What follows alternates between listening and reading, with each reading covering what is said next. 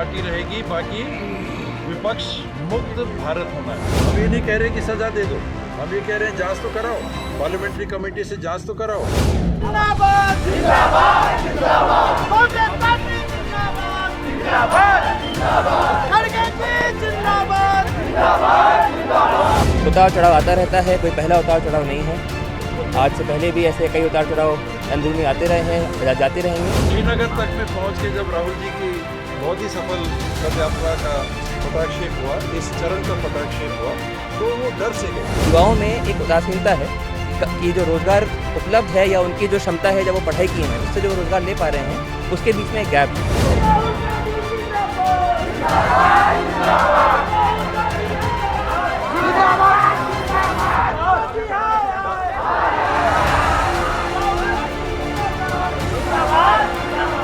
घर बैठ के निठल्ला बनाने के लिए बेरोजगारी भत्ता देने की ना बात है ना ये पॉलिसी है।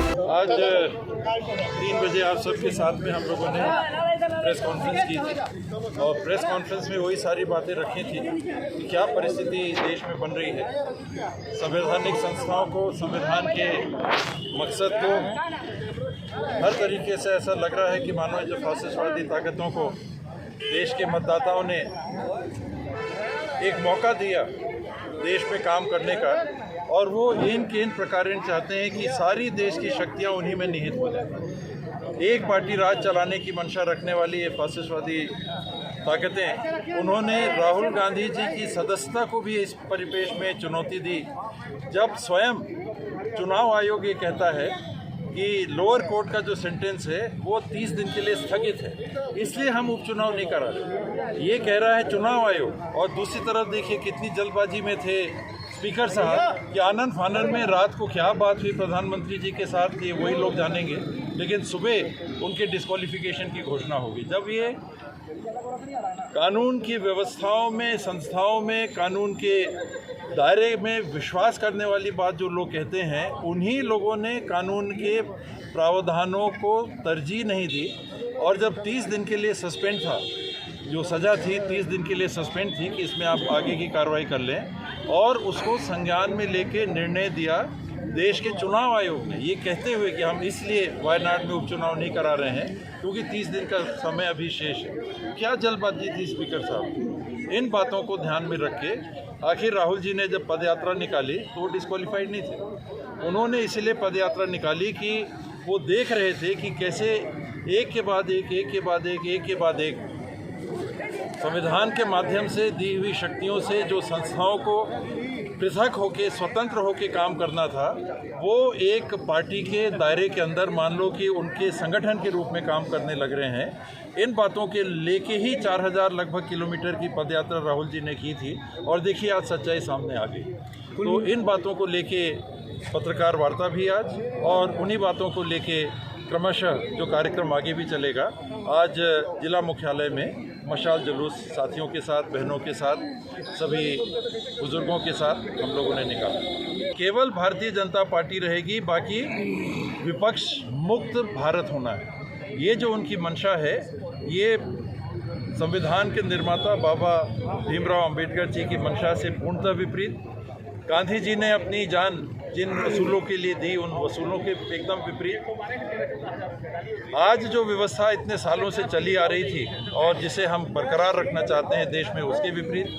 कहीं भाषा के नाम पे, कहीं बोली के नाम पे, कहीं जाति के नाम पे, कहीं धर्म के नाम पे, कहीं समुदाय के नाम पे, कहीं क्षेत्रवाद के नाम पे जो लोग देश में जहर घोल रहे हैं, उनसे हमको कैसे मुक्ति मिल सके जल्दी से जल्दी, ये बातें लोगों तक आपके माध्यम से पहुंचाने के पहल में ये पदयात्रा भी थी राहुल जी की, और ये कार्यक्रम भी हैं आज जो उनकी बात को सतलाते हैं। श्रीनगर तक में पहुंच के जब राहुल जी की बहुत ही सफल पदयात्रा का पटाक्षेप हुआ, इस चरण का पटाक्षेप हुआ, तो वो डर से गए कि ये आदमी तो घबराता नहीं है, ये आदमी तो डरता नहीं है।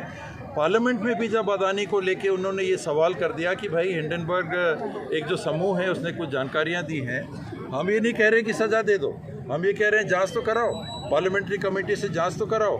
ये 20,000 करोड़ रुपए अदानी की कंपनियों में, शेल कंपनियों के माध्यम से, विदेश की कंपनियों के माध्यम से आखिर कैसे आया और किनका पैसा उसमें निवेशित था, आप ये तो हमको जानकारी दो। और उसका परिणाम ये हुआ कि लोअर कोर्ट में जिन लोगों ने केस दायर किया था, हाई कोर्ट से उन्हीं लोगों ने स्टे लगा रखा था। और जैसे ही राहुल जी का बयान पार्लियामेंट में आता है और लोअर कोर्ट के जज बदलते हैं, नए जज के आते साथ और राहुल जी के पार्लियामेंट के अभिभाषण के बाद और खड़गे जी के राज्यसभा में अभिभाषण के बाद जिन्हें विलोपित कर दिया गया, ये पहली बार सुनने में आ रहा है कि पूरे के पूरे भाषण को विलोपित किया गया, जबकि असंसदीय अगर कोई बोल है केवल उनको विलोपित करने का अधिकार है, वरना पार्लियामेंट में और विधानसभाओं में ये विशेष अधिकार जनता और देश के प्रतिनिधियों को होता है कि वो अपनी बात निडर होके खुल के बोल सकते हैं। इन परिस्थितियों के बाद आप देखते हैं कि किस तरह से हाई कोर्ट से वो अपना स्टे वापस लेते हैं और 24 दिन के अंदर ये फैसला आ जाता है। राहुल जी 7 तारीख को भाषण देते हैं, 17 तारीख को ये केस वापस लेते हैं, सुनवाई चालू होती है और 27 तारीख की चालू हुई सुनवाई 24 मार्च को फैसला आ जाता है। 23 मार्च को मेरे ख्याल से 23 मार्च को 24 दिन के अंदर, ये 28 का महीना है, 2 दिन उधर दे दीजिए, 22 दिन इधर दे दीजिए और ये फैसला आ जाता है। ऐसा अगर देश चलेगा तो वाकई में गंभीर स्थितियां प्रजातंत्र के, स्वतंत्र प्रजातंत्र के व्यवस्था पे मंडरा रही हैं। और इन सारी बातों को लेकर न केवल राहुल जी के साथ जो वाकया हुआ है, बल्कि राहुल जी के साथ जो हुआ है, ये दर्शाता है कि देश में वाकई में स्थितियां बहुत ज़्यादा चिंताजनक हैं और होती चली जा रही हैं। प्रजातंत्र ही नहीं रह जाएगा, यही तो राहुल जी कह रहे हैं कि अगर आपने कुछ बोला तो आपकी आवाज़ मिटा दी जाएगी, यानी लोकसभा के रिकॉर्ड से मिटा दी गई, दबा दी गई, बंद कर दी गई। ये तो एक अलग बात है, माइक बंद हो गया लोकसभा में, हमने आज तक नहीं सुना था, आधे घंटे तक माइक बंद हो गया कि आप बोल भी नहीं सकते, कोई आपकी बात नहीं सुन पाएगा। उसके साथ मिटा देना, ये उस विचार को सामने प्रदर्शित करता है कि इनकी सोच सिर्फ जीतना नहीं है, सबको किनारे कर देना है, सबको हटा देना है, सिर्फ एक दल रहे देश में, जैसा हम चाइना में देखते हैं, जैसा हम रशिया में देखते हैं। उस दिशा में बढ़ने वाले लोगों को आज देश की जनता ने अगर पहचाना नहीं और रोका नहीं तो कल के दिन और बहुत भीषण परिस्थितियां बन सकती हैं। तो गंभीर वाकया की तरफ बढ़ते हुए शुरुआती कदम, चाइना अभी दूर है, रशिया अभी दूर है। जिंदाबाद जिंदाबाद जिंदाबाद, कांग्रेस पार्टी जिंदाबाद जिंदाबाद जिंदाबाद, खड़गे जी जिंदाबाद जिंदाबाद जिंदाबाद, खड़गे जी जिंदाबाद जिंदाबाद जिंदाबाद, राहुल गांधी जिंदाबाद जिंदाबाद जिंदाबाद, राहुल गांधी जिंदाबाद। पार्टी ने बहुत जिम्मेदारी भी दी है, बहुत मौका भी दिया है। आज उन्हीं के सहयोग से, पार्टी के आशीर्वाद से जिला पंचायत में सदस्य बनने का मौका मिला, उसके बाद जिला पंचायत में उपाध्यक्ष बनने का भी मौका मिला। साथ ही AICC में पिछली बार भी मेंबर बनाने का सौभाग्य दिया था और इस बार फिर से वहाँ पे कोऑप्ट करके पार्टी ने मेंबर बनाया है। और जब जो जिम्मेदारी दी है उसका मैंने अपनी तरफ से अवलोकन किया है और लोग ये बात कर रहे हैं, उस पर अपनी राय दे रहे हैं, टिप्पणी दे रहे हैं और अलग अलग विश्लेषण भी कर रहे हैं। पर मेरे से आप हैं जो पहली बार इस बारे में पूछा है और इस यात्रा में भी शामिल होके अगर मेरे को लगता है जवाब साफ नहीं है तो और कैसे साफ जवाब दूँ मेरे को नहीं पता। अभी हम लोग के सब वरिष्ठ जन यहाँ पे हैं, बड़े दाऊ यहाँ से अभी विधायक हैं, प्रदेश में मंत्री भी हैं, हम लोग सब उनके नेतृत्व में काम कर रहे हैं और करते रहेंगे। राजनीति जनता के लिए काम करने का एक प्लेटफॉर्म है, जनता के बीच में रह के उनके जो भी समस्याएं हैं उनको निराकरण करने का एक माध्यम है।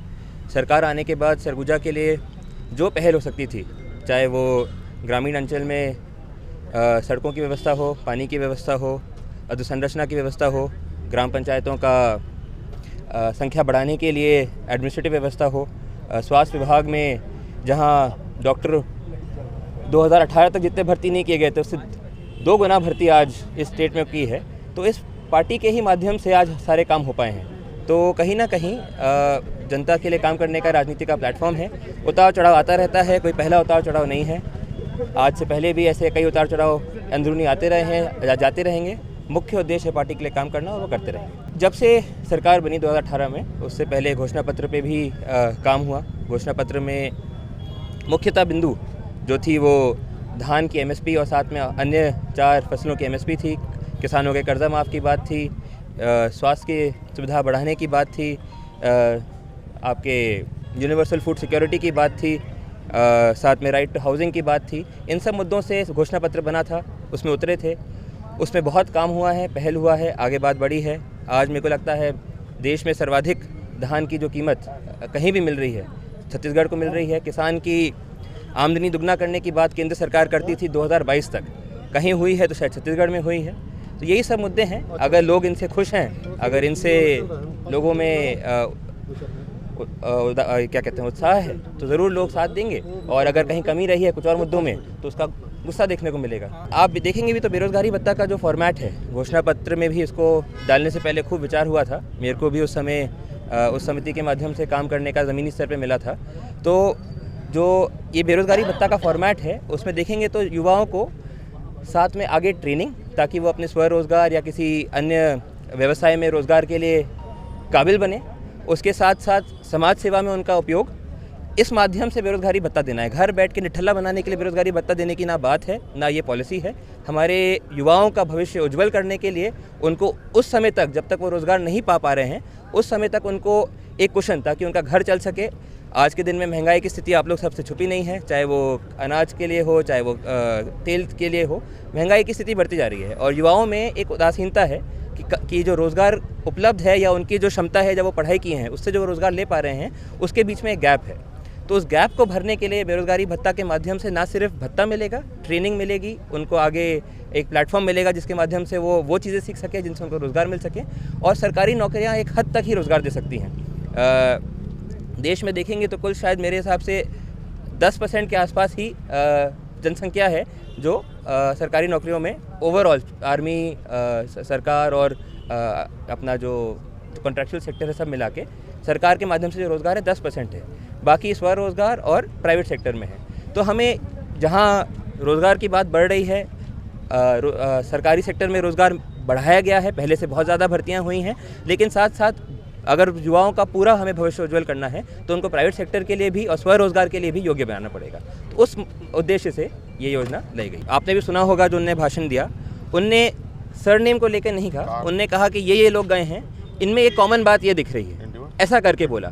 अब इसको घुमा के अगर लोग बोलेंगे कि उनने पूरे ही समाज को या पूरे ही उसको बोला, तो ये बात एक तरीके से घुमाई हुई बात है। पर ये जुडिशरी की बात है और इसमें जो न्यायालय का फैसला है, न्यायालय इसको अपने तरीके से इसका विश्लेषण किया है और जो उनका फैसला है उसको सबको मानना पड़ेगा, उसमें कोई दो राय नहीं है। लेकिन इसमें जो ज़रूरी बात ये है कि मान लीजिए कि न्यायालय ने इनको दोषी पाया भी, तो जो उसको सज़ा मिली, एक डिफेमेशन में जो सज़ा मिली, क्या वो उस गुनाह के बराबर है? क्या वो ये सज़ा ऐसी पहले दूसरे किसी और को मिली है? ऐसी कई बातें कई लोगों ने उनके लिए भी कही हैं, उनके परिवार के लिए भी कही हैं, दूसरे अन्य समाजों के लिए भी कही हैं। तो क्या ये जो बाकी लोगों ने सज़ा मिली और इनको सज़ा मिली, क्या उसमें तुलनात्मक सहमति है? और नहीं है तो क्या ये किस कारण से की गई? यही सोच के कारण, समझने के कारण आज जो हम लोग भी सड़क पे उतरे हैं, आपके सामने बात रख रहे हैं, वो यही है कि अगर न्यायालय ने अपने दायरे में उनको दोषी पाया, पर जो सज़ा सुनाई, क्या वो बैलेंस्ड है या नहीं है? और अगर नहीं है तो क्यों है? और इस समय ही क्यों?